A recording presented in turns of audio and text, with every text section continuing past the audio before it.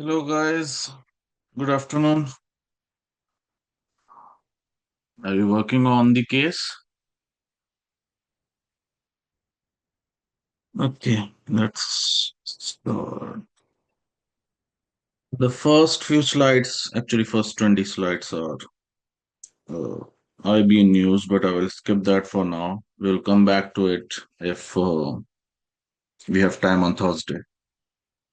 So I'll right now straight away start with the chapter. Please turn on your camera so I know that you are there. Otherwise, what happens that uh, after the class is over, many a times, not many a times, in fact, every time there are a few students who are still logged in, and when I keep calling their name, that so and so, are you there? Are you there? Are you there? They don't respond at all, which basically means that you were not there. You just logged in and you went away. So I know their names. I write that. I write the names down that this person was actually not there. So it's better to turn on your cameras.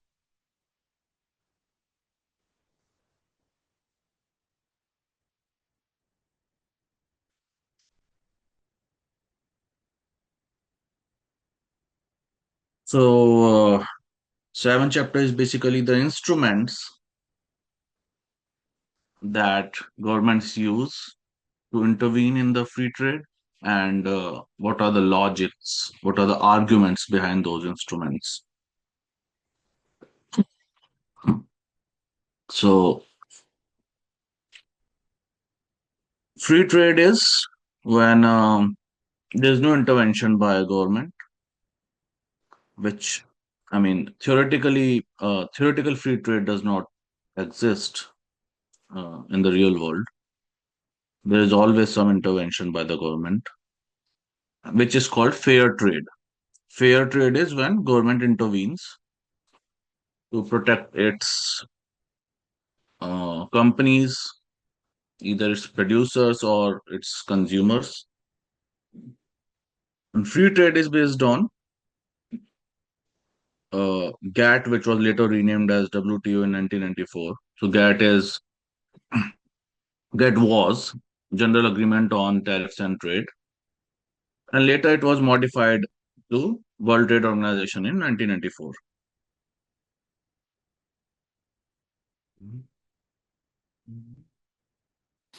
The main reason given by the governments for intervention in free trade is that they're trying to protect their consumers. Or Bora, can you mute yourself, please?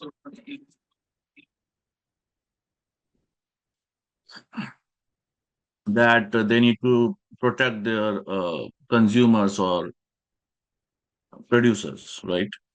Now the question here arises is which one should the government focus on? Whether government should focus on producers, domestic producers, or domestic customers. Is there so customers, we understand what is the logic to protect our customers, right? Why would government try to protect the customers? We all support protecting customers.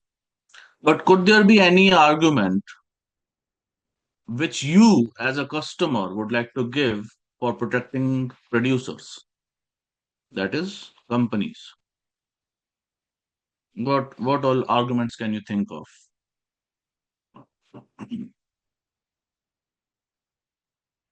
Why should government try to protect domestic producers, and you as a point of view, from the perspective of a customer, you would argue for that, So they don't raise their prices. so that there are They don't raise their prices. they don't raise their prices, okay? But if the government does not protect the domestic producers, then they will not actually raise their prices. They will actually decrease their prices because they will have more competition from foreign competitors, right? By protecting the domestic producers means that say government is trying to protect domestic automobile companies, American automobile companies, and government puts a ban on all the foreign automobile companies. That would protect domestic automobile companies, General Motors, Ford, and all. But that way, they would not actually reduce the price. They would actually raise the price because they would now have less competition. They will be forced to reduce the price if they will face more competition from foreign firms, right?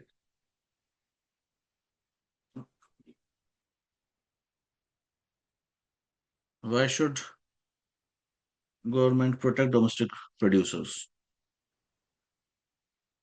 Oh, so then maybe to protect jobs.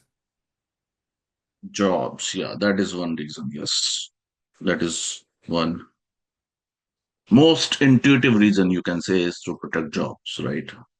Because if the domestic producers are not able to compete, then they would be forced to either lay off people or close down. In either case, there would be loss of jobs. There are many more reasons which we will see later in the chapter.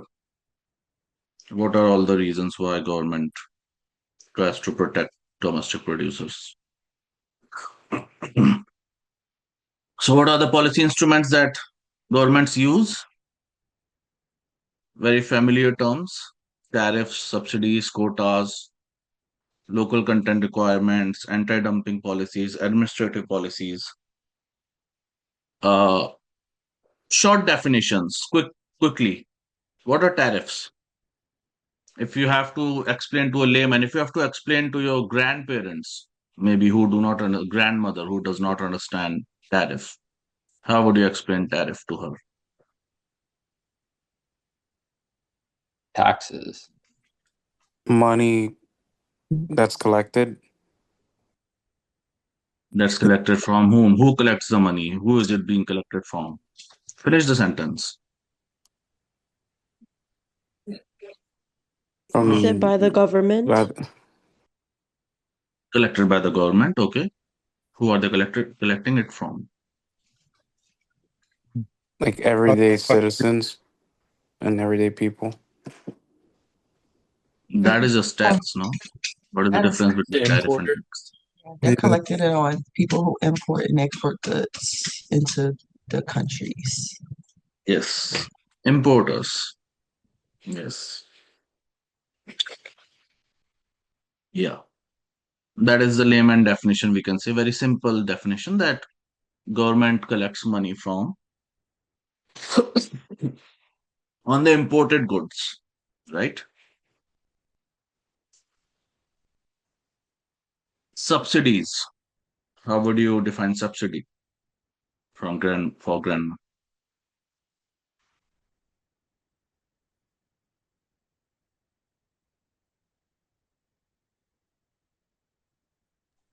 Um, that's like Is it financial support by the government? Financial support by the government to whom? The To producers. domestic companies. To producers or a company. Yes. Yeah. Okay. Quotas. I will do this one for you. Quota is basically when government puts a limit on how much you can import. Okay. For domestic import, how much you can import, right? Local content requirement is that if you have to produce, if you want to sell something in my country, then you will have to have minimum, say, a certain percentage, like say 70% of the materials used in the product should be locally sourced. So if you have to produce cars, if you have to sell cars to my country, then 40% of the car or 60% of the car components should come from American producers, American, sellers. Anti-dumping policies. Do you understand dumping? What is dumping? Polluting. Hmm? Mhm. No, not polluting.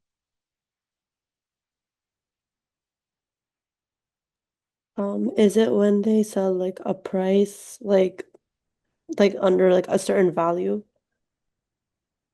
Yeah, so if you are selling at far lower price than the industry standard, or if you are selling at a price lower than the cost price, then it's called dumping.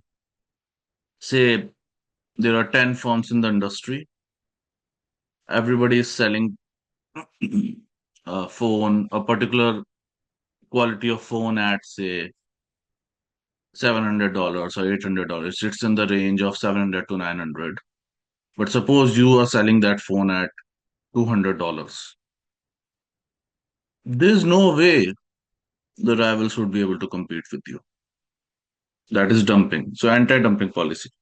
Then administrative policies. Administrative policies is you make it difficult to sell in your country through not through legal means, but through administrative policies. Any administrative policies that you can think of?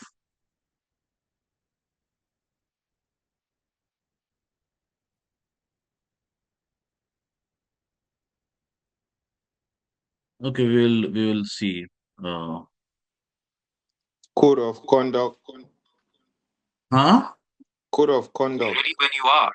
Is there a specific topic or project you'd like to dive into next? No, bro. My Google Assistant is speaking with.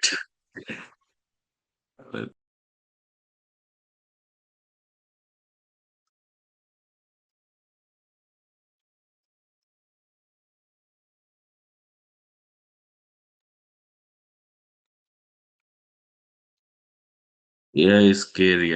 I get more, pessimistic about AI than optimistic. So I said code of conduct.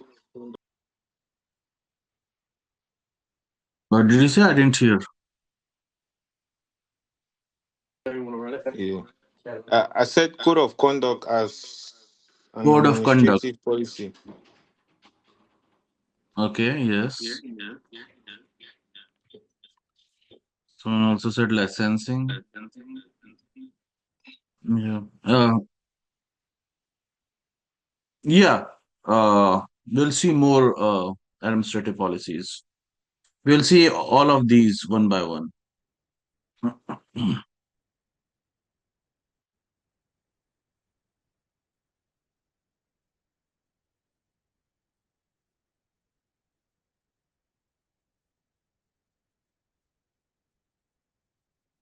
So tariffs. We generally, when we think of tariffs, when we hear the word tariffs, which is a very trending word since the last 1 year and even before that, right? The first image that comes to mind is imports, import tariff.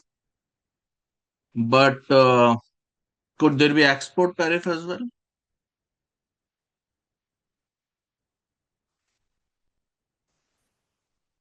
That is why I've written the question mark after export. Could there be export tariff and why could be export tariff?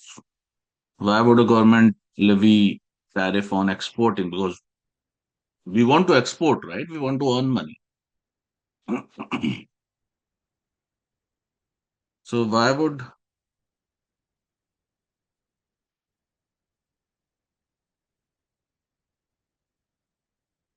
government levy tariffs on exports? Um, Maybe because the government doesn't want that product in other countries, just for them to. Yes, exactly. Government doesn't want that product in other countries. Could be for several reasons. One, there is dearth or there is shortage of that product in the country. So just last lecture, I give example. That India put a ban on onion exports 1 or 2 years ago because there was shortage of onions in the country, right? Or more, more prominent example of the this U.S.-China trade war going on. So I gave a question that what are the policies taken by President Trump in his second term, in his current term, on tariffs and all on the U.S.-China trade war. So I don't know whether you guys wrote that or not, whether you guys researched about that or not, but China has limited exports of rare earth metals, which are used in high-end technology like, chips, semiconductors, and, high-end electronic items. So China doesn't want to, sh- you know, it doesn't want that other countries become a key competitor or, move ahead of it in this AI race, semiconductor and AI race, right? So you can put ban on ban or tariffs on export as well, right? Or the 1975 US ban on export on oil. UN put a ban on oil exports because US was facing shortage of oil at that time, petroleum, right? Then many countries also depend on transit tariffs, especially countries like Singapore. Singapore is a small country, so its economy is a lot dependent on transit tariffs as well. So all the ships going from west, by west I mean could be Western Asia, Africa, or Indian subcontinent, all the ships going from the western side to east, like Southeast Asia or Japan or China and all, they sometime transit in Singapore, and Singapore earns money through transit. Yeah, it's a big source of government money. It's a big source of government money.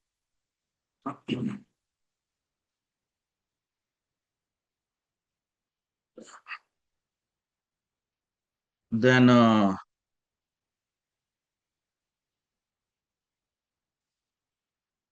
the whole debate around tariffs. It's important to discuss this.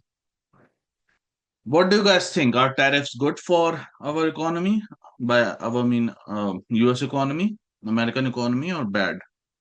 What are the arguments in support and against of it? I want to hear your views.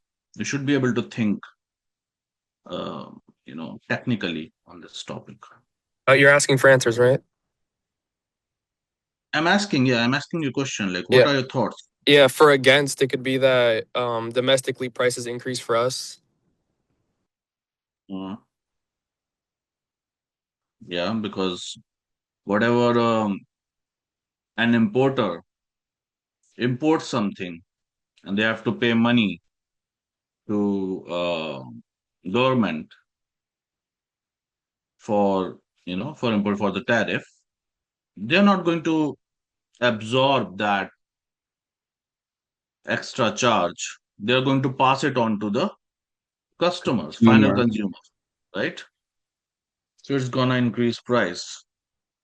But what about all the money that government is collecting? Isn't it good for us? For the economy, that I don't feel like it necessarily is going to make it easier for like little people, I guess. Yeah, exactly. So the question that we need to ask is, how is the money collected by the government from tariffs going to reach common people? Because that was the objective of the tariffs, right? See, the logic given for the tariffs was that we are going to make Americans rich. But how is it making Americans rich? Is it making government rich, or is it making American companies rich because they don't face much competition now? Foreign competition has reduced due to tariffs. But how is it making common people rich, the final customers rich? That we have to ask, right? So Trump said that he's gonna send like $2,000 to everybody's account from the money collected through tariffs, right? That was uh, that is what he has been saying for a very long time. I don't know whether that money will come or not. And even if it comes, it's not the right way because you are just transferring money to people's accounts that only increases in inflation. That will increase inflation a lot. It does not work like that. It has to like you need to produce something of equivalent amount to let inflation not rise, right? Now, another question that needs to be asked is um,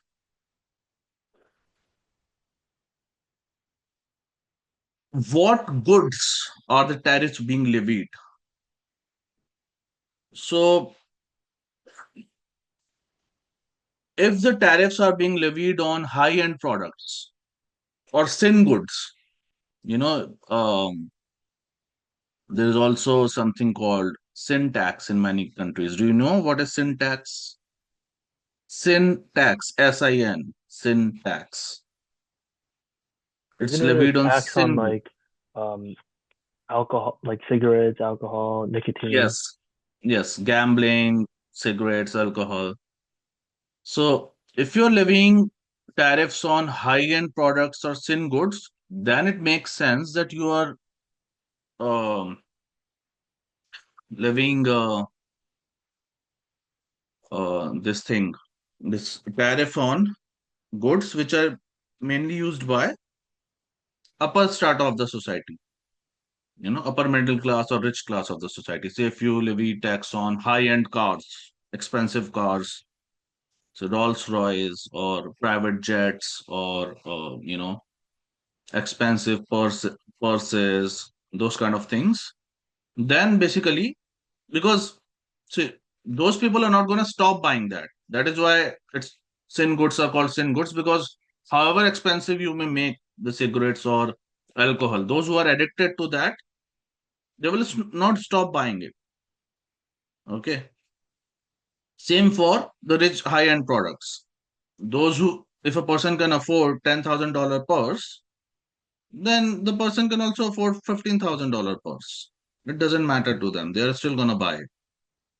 So you can levy That's tariffs not on true. those kind of. Huh? I said no, that's not true. With bags, there's a big difference between the $10,000 person and $15,000. But I mean, who buys $10,000 purse? I don't know. I mean, I was just giving an example. Uh, but yeah, so because many times the governments do not pay attention to what kind of goods they are putting tariffs to. And if you're putting tariff to daily use products like food items, which say sugar, salt, soya bean, bread, those kind of items, then that is the products which general person uses, which even a poor person cannot avoid. Like even a poor person has to eat food. So that hurts the people you actually intend to help. So it also depends on the category of products you are. Like when US government put tariffs on Indian products last year, uh, they exempted IT products and pharmaceutical products because it's important. Medicines are necessary. You cannot put tariff on them. And some of the IT products also because Indian IT products are cheaper and some of the products are required by US economy. So they exempted that. So that is how it works that also we also need to focus on uh, what products we are putting tariffs on. Otherwise, the whole objective gets defeated because, our intention was to help the poorest segment of the society. Then, most of the times tariffs and especially sanctions do not work. So, we understand the difference between sanctions and tariffs, right? Uh, sanctioning is like how the Western economies have sanctioned Russia, Iran, North Korea, these countries, right? But research has shown that many of these steps, sometimes tariffs and sanctions always, they never work because the purpose of sanction was, let's say, when Russia was sanctioned 4 years ago, what was the purpose of sanctioning Russia? What was the prime objective of sanctioning Russia or say sanctioning Iran for so many years?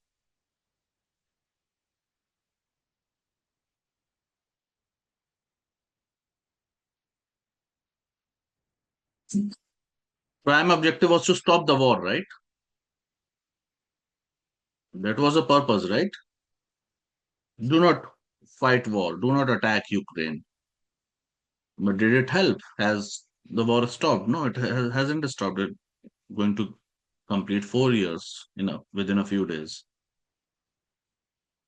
The purpose of sanctioning Iran was to uh, kick out that regime, Khamenei regime, or the theocracy, basically, to make Iran democracy as it were before, or earlier also it was, I guess, monarchy. But yeah, ultimately the purpose was to kick out this dictatorial regime and make it a democracy, right? But has it achieved the objective? No, it hasn't achieved. Same for North Korea, 0% success there as well. So sanctions also, research has shown that sanctions almost never work. They do not serve the basic purpose or fulfill the objective. It's the common people that suffer the most. A common Russian might have nothing to do with Putin or Russia-Ukraine war, but they lost their jobs because probably they were working in an American firm or European firm in Russia, and they have less options as a customer now. The inflation is higher, the economy is not doing well, and their life suffers. The same for Iran or or North Korea as well. So that sometimes happens with tariffs as well.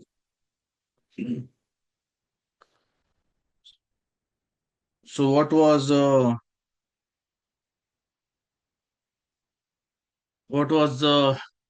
uh, tariff, the ban on export of oil in 1975, which I just mentioned.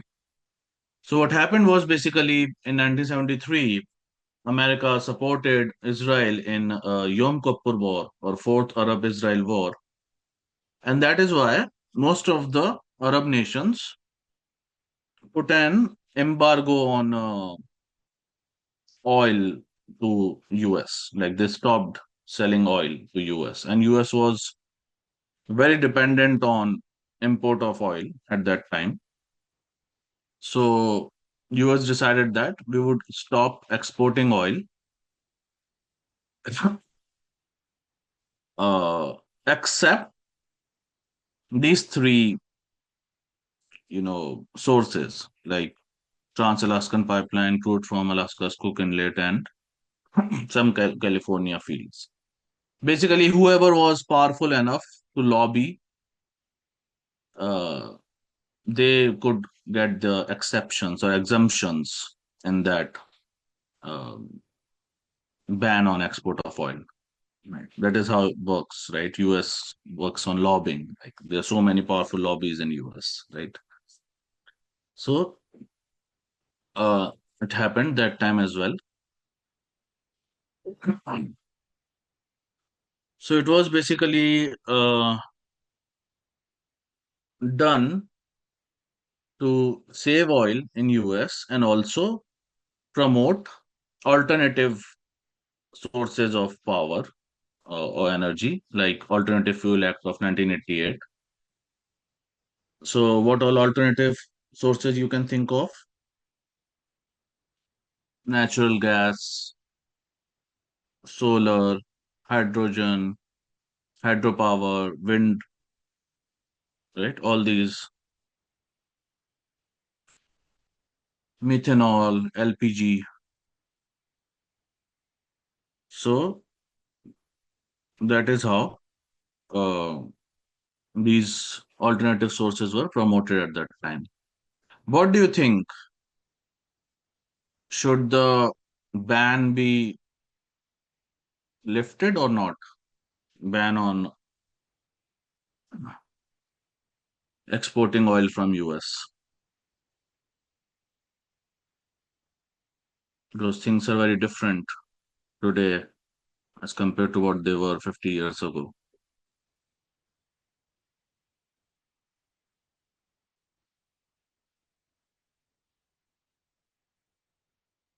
What are all the arguments in support and against? So, like the groups that want the ban to be lifted, they say that US does not have enough refineries. They are mostly concentrated on the Gulf Coast, Gulf of America or Gulf of Mexico. Basically, they're mostly concentrated on the Gulf Coast, and there are not enough pipelines to transport oil. So crude oil keeps lying on Gulf Coast, and the 13 ships that can transport it are booked solid for the next 20 years. Why they are booked for next 20 years? That Group 3 will tell you on Thursday when they present opening and closing case for this chapter, because it's related to Jones Act, and Group 3 is going to present day after tomorrow. So they will explain why the ships are booked for next 20 years.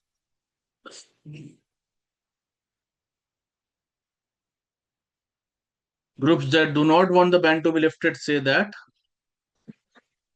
US refinery should be able to process all the crude oil, and basically, if you lift the ban, then you will able to sell a lot of oil, which will, basically we are losing all the money that we can earn, millions of dollars that we can make.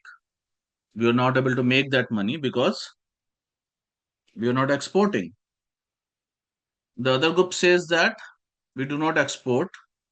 That is how we keep prices low at gas stations here.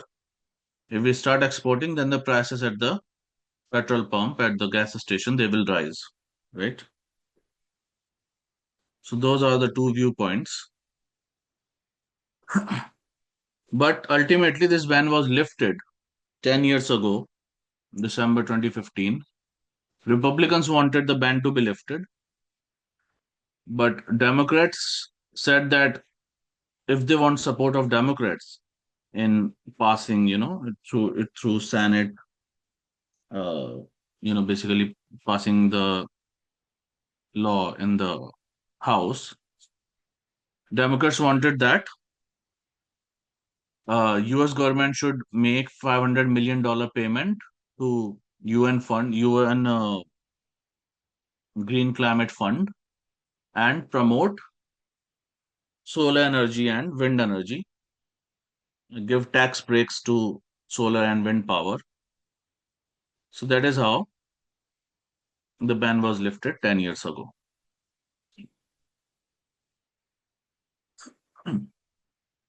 Import tariffs. So most of the tariffs are on imports, and they are of two types, actually three types. Specific tariffs are levied as fixed charge for each unit of imported goods. So suppose each car that will be imported from outside, $2,000 tariff on each car. That is specific tariff. While ad valorem tariff is when the tariff is levied as proportion of the value of the imported good. So rather than $2,000 on each car, it would be say 10% value of the car. So $20,000 car you will pay $2,000, but for $50,000 car you will pay $5,000. And compound tariff is when you use a mix of both, like Pakistan charges 0.88 rupees, Pakistani rupee on each unit of petroleum, but also 25% on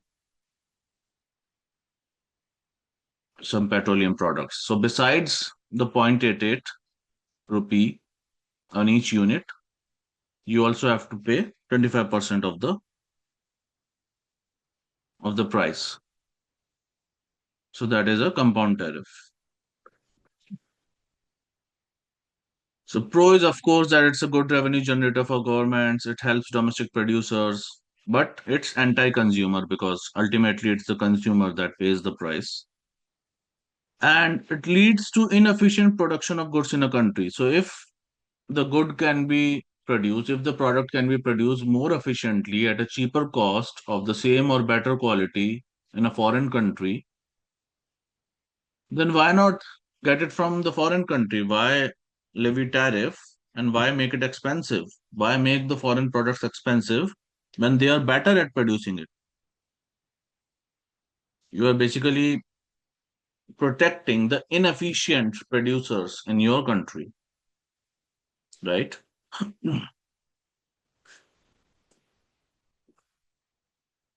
Subsidies, tax breaks. Have you seen subsidies? Uh, like, have you seen US government giving subsidy on anything? Do you know any product in which you have seen US government On electric cars for the manufacturing of electric electric cars. cars? They gave subsidy for almost 20, like 18 or 20 years, but they ended the subsidy on electric cars, I guess, last year, right? There was a huge fight between Elon Musk and Trump over that, right? Elon wanted the subsidy to continue or something like that, but Trump did not want the subsidy to continue. It was like a $7,500 on each car, something like that. And I also keep receiving advertisements on YouTube about subsidy on solar panels by New Jersey government. You might have also seen that, I guess. So yeah, subsidies can be in the form of tax breaks, low interest loans, cash grants, or government equity participation in the company. Now, this is very important. If government owns a part of your company, which basically means endless supply of money, because even if you run losses, government has almost infinite money. By infinite, I mean, of course, not infinite literally, but government has an endless supply of money. So even if you run losses, you don't have to worry about that. And in developing nations, you will find government equity participation in companies. China is a very good example. Government has stakes in many companies in China. That is how some companies in China rise a lot because they have CCP stakes or government stakes. Um, is there any recent example in US where government bought equity in a firm, in a private firm?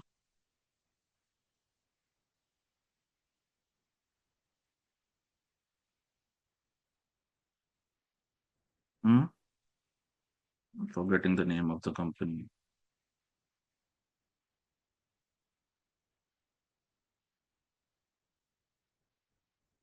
It was semiconductor,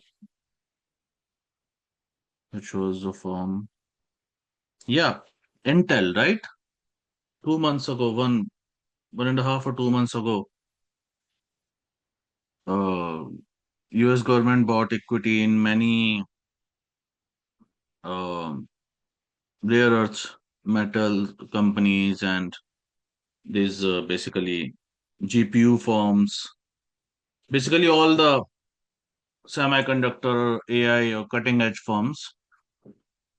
So many people were putting memes on social media that, are we turning like a communist nation? Like we have been opposing this, that government should not own businesses, but now we are seeing US government owning businesses.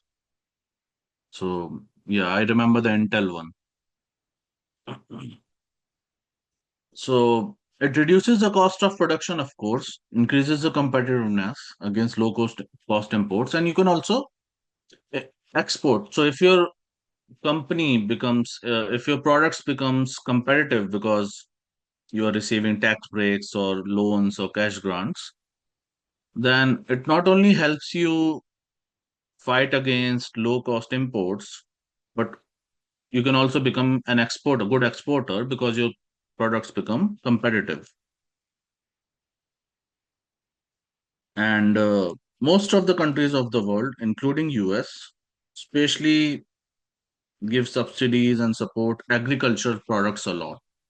That has been one of the main bones of contention in the international trade, because every country wants the other countries to open their agriculture sector for foreign investment or foreign products, but no country wants to open their own agriculture sector for foreign firms.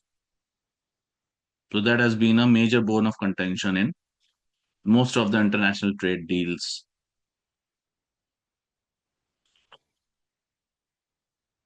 Because farmers and farming community are a major vote bank for all the major political parties all over the world.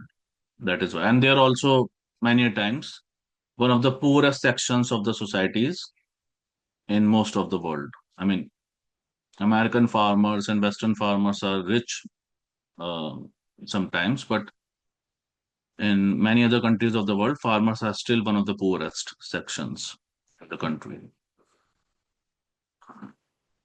And subsidies are also given for strategically important sectors.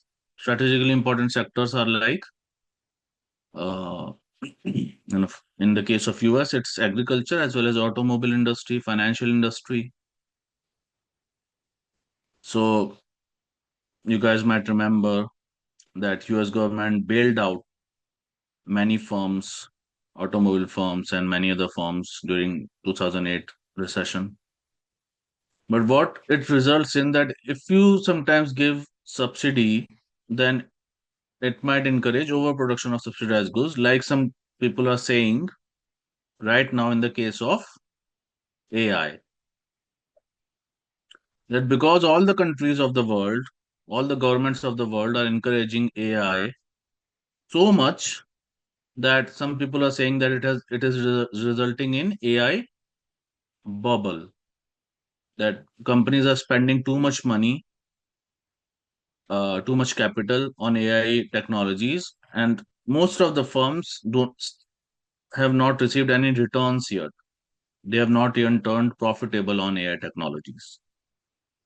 And some people are also saying that it might result in overproduction of semiconductors, chips, more than needed. Do you also know why they are calling it AI bubble? Because all these companies are, circular investment. They are investing in each other. So Nvidia would invest in Intel, Intel would invest in Anthropic, Anthropic would invest in Nvidia, so on. So it's like a circular investment going on. So if one firm falls, all will fall. There's a good risk of that because all these are now interconnected. So if one falls, then it might result in fall of all firms, and that could be a scary situation. Quotas. So numerical restriction on the number of goods you can import. So Canada recently signed trade deal with China, which US was not happy about. In that deal, uh, there was a section on cars. So China is kind of leader in electric vehicles. Like their electric cars are considered to be one of the best in the world, like BYD and all. So in that deal, Canada put a quota restriction on how many cars can be imported to Canada every year from China. I think the number was, I think 45,000 or 47,000, 57,000, something like that. So it's like if you have to, like there would be 0% tariff on the first 45,000 cars. But if you want to import more, then there would be extremely high tariff, like 100% or 50% tariff, something like that. Basically, discouraging that you can only import a certain number of cars, just like a hybrid of quota and tariff.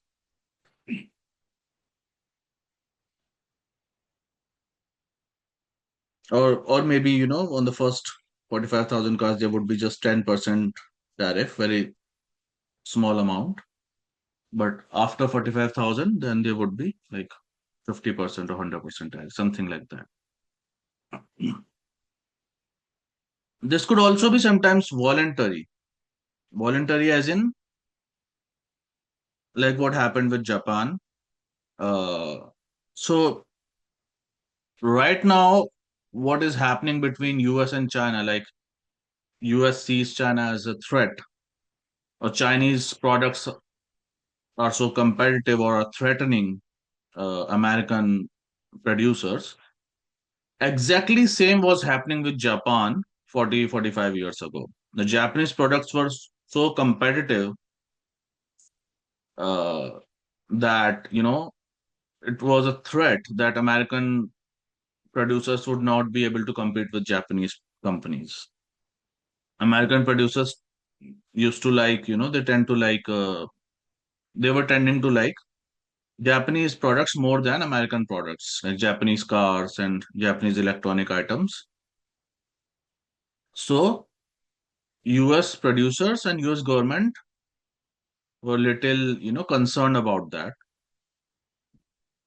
So, the Japanese government and Japanese automobile firms came to know that US government is going to that Ronald Reagan government might put very high tariffs on Japanese cars or might ban Japanese cars.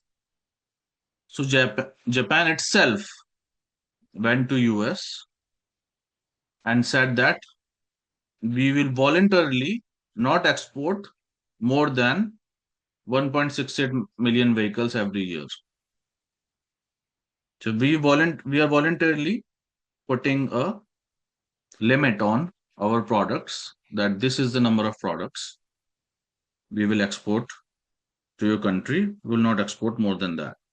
Why did Japan do that? Because it knew that if it did not do that, then their products could have suffered a much higher tariff rate, or maybe a complete ban on something, like much more stricter action than they were able to bargain.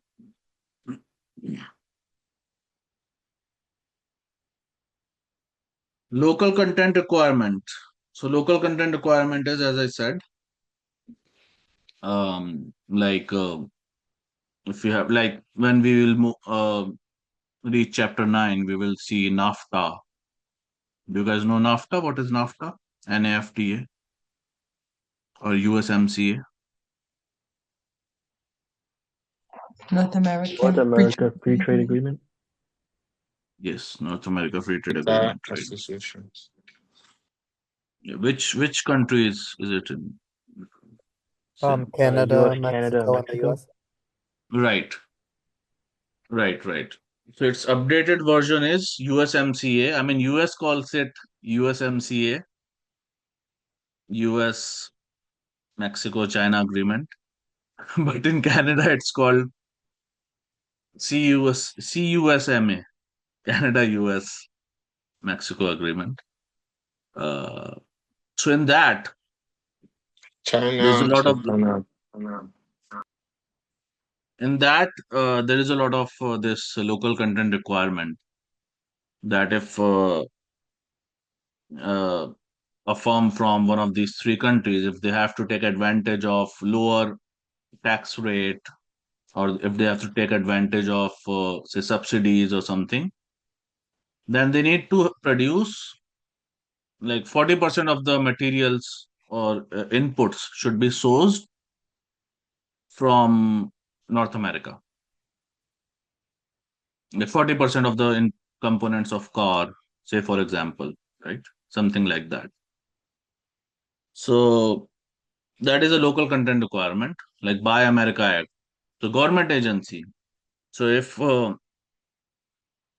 say FBI office, you have to say install a mirror in FBI office, or I don't know, some furniture or something, then until and unless you can prove that we are not able to find a local American product, you are not supposed to buy from foreign producers. You are supposed to buy only American until unless you have to like specify the exception that we could not find any uh, American producer, or the American producer was extremely expensive or something. Like you have to give a strong reason for that. So that is local content requirement. Good thing is that, of course, if you buy, if you are encouraging local content, then of course it produces more jobs locally. There's no doubt about that. So it produces, it creates jobs, and it can also be exported. So if your product turns out to be good, then it can also be exported. But again, it's negative for the final consumers because you know say the example that I was giving, furniture and all. Now we know that the furniture that comes from China or Asian companies, that is much cheaper than American products. So basically, uh, it's expensive for the final customer, and taxpayers are footing the bill for that.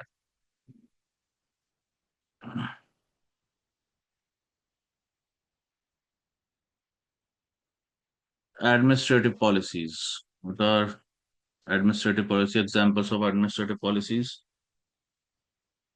So, administrative policies are basically like informal trade barriers. So, informal trade barriers is like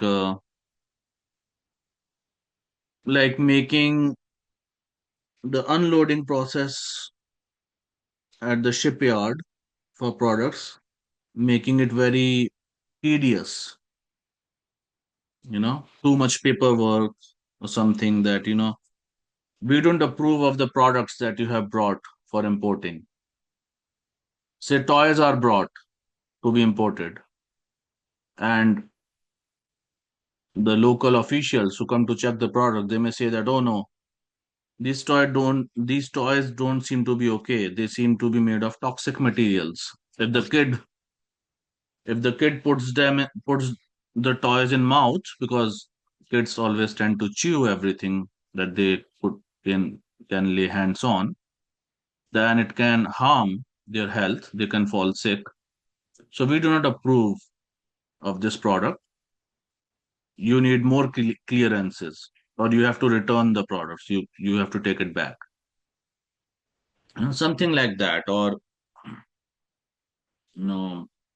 like in the case of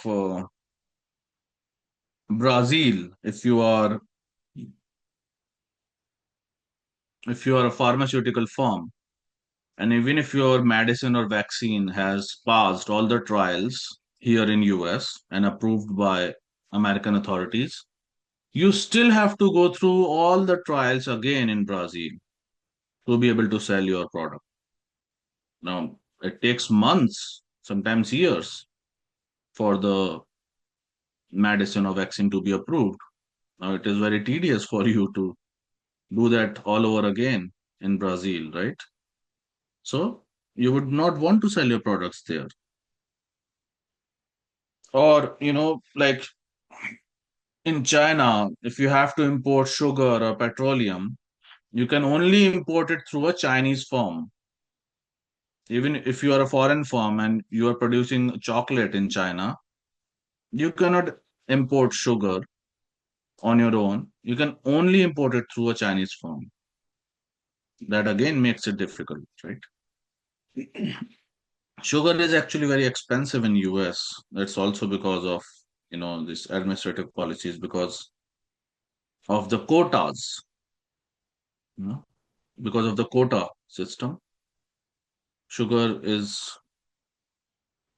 and cheese are more expensive in US than rest of the world. Anti-dumping. So dumping is, as you guys were, so dumping, as I said, is when uh, you sell a product at much lower cost than the industry average, or you sell it at low cost price.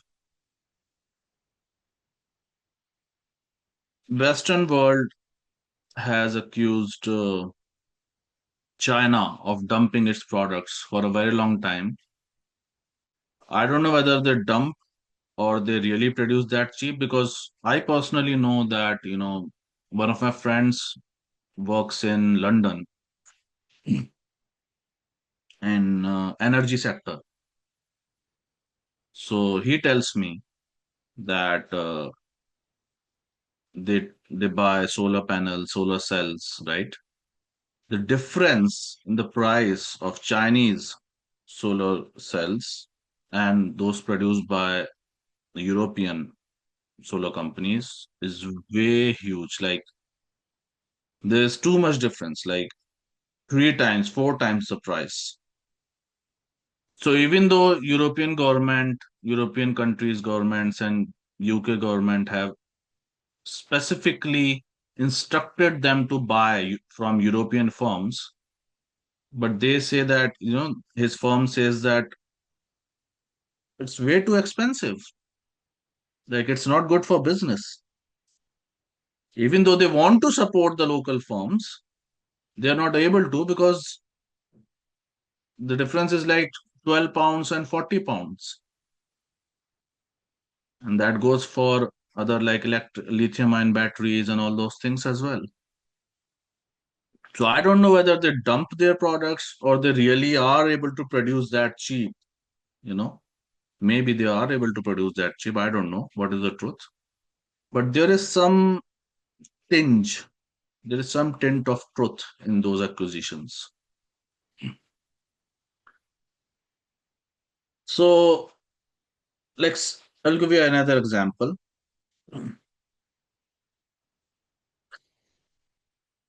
So we know Amazon, right? Amazon is an e-commerce platform. So there is another e-commerce platform in India. So when, like, 2007, 2008, when e-commerce platforms were rising, when they were becoming more and more popular, these two Indian entrepreneurs, they started Flipkart, which was exactly like Amazon e-commerce platform. And just 1 or 2 years later, Amazon entered India. Now, Amazon is a global firm. And just 2 days ago, what was the news? Just 2 days ago, do you guys know? Actually, one day ago, was there any news related to Amazon? Didn't they surpass Walmart in like revenue? Exactly. Yes, very good. It became the biggest firm in the world, largest firm in the world, because it surpassed Walmart in revenues. Yes. So Walmart is such a big firm that even if it suffers losses for some time in India or in any country for that matter, it can afford to lose money to capture the market share and to kill the competitor so that in the future there is no competitor left and it can enjoy monopoly, right? It can do that, right? But for Flipkart, was it possible? No, because Flipkart was only an Indian firm. It was only present in Indian market. It had no other sources of revenue. So they kept competing, and they both kept cutting prices, which you can call dumping, like, selling at losses, suffering losses, so on and so forth. And it seemed like, none of the two firms are going to break even. And ultimately, most likely, it is Flipkart that will lose because how can Flipkart compete with such a bull Amazon, right? Such a juggernaut. Then what happened in 2017 that to compete with a firm like Amazon, you need Walmart. So Walmart acquired Flipkart. Yeah, somewhere around 2017, Walmart acquired Flipkart, but they did not rename it. They did not name it Walmart India or Walmart Flipkart, joint name or nothing. They kept the name the same. Why? Because there would be some people who would want to buy from Flipkart to support local firm, to support an Indian firm, that if we have to choose out of the two, we will choose Flipkart because it's an Indian firm. We want to support our country's firm. So because many people still don't know, even after almost 10 years, many people still don't know that Flipkart has been acquired by Walmart. So they can remain in that delusion. And what is the result? None of the two firms have break even yet. Almost going to be like 20 years. Amazon and Flipkart both have not yet break even in India. So it's called race to the bottom because both are, just going blow and blow and cutting prices. But when both are just going, it's like a race to the bottom. So dumping is predatory in nature. Producers use profits from their home markets to subsidize their products in foreign markets.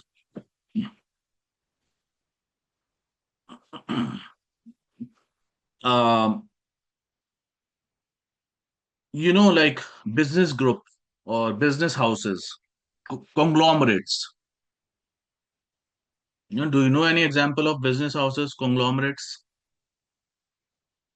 Less common in US, but more common in developing world. Like Samsung. What do you think Samsung produces? What do you think Samsung sells?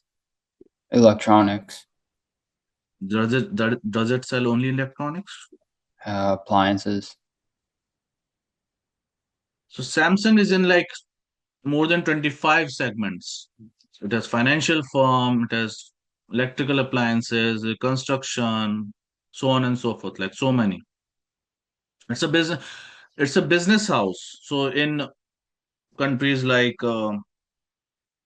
Korea, Japan, India, these conglomerates are called, they are business groups mostly owned by families. So like Samsung is owned by say Kim family.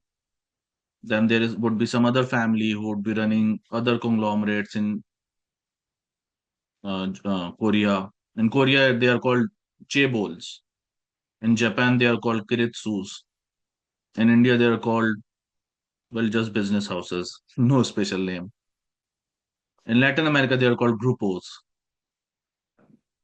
So, what happens, like in India, Reliance is a business house. It's owned by a family. And till almost 15 years ago, there were almost like 10 or probably more than 10 uh, telecommunication firms in India. So, like in US, we have T-Mobile, AT&T, but these are not the only two firms. There are many other firms, right? H2O, Mint Mobile, Ultra, so many. Similarly, in India, there were so many telecommunication firms. But then in 2017, and I was one of the first few customers at that time, uh, Reliance entered telecommunication business, and Reliance is a conglomerate. So Reliance has oil business, construction business, tens of businesses. Okay, but most of the firms in the telecommunication segment were only telecommunication firms. They had no other businesses. Their only source of revenue was telecommunication. But what can Reliance do? If Reliance is in oil business, you are having, say, deals worth of billions of dollars. It's fine if you lose $10 million in telecommunication business, right? Because you can keep financing that business from other businesses. That is dumping. So they introduced one of the cheapest internets in the world. At that time, uh, they had such fast 4G internet, like 1 GB per day free. 1 GB per day 4G data free. And it was so fast. Okay. And the price was one of the lowest. Like India still has one of the lowest and one of the cheapest internets in the world. One of the lowest cost for internet, mobile data in the world, right? So what happened because of that? That slowly, one by one, uh, firms were, exiting the business, and now there are only three or four firms. I think four firms, major firms in telecommunications in India. So you can say that, dumping is something similar to that. It's antitrust practice, antitrust rules kick in when you dump a product. And in United States, you can appeal to International Trade uh, and ITC, International Trade Commission, which is an independent government. I mean, government acts as an overseeing authority or regulatory authority in such cases. Whenever antitrust or anti-business practices happen in any industry, you can always go to the regulator or overseeing authority and complain. Right?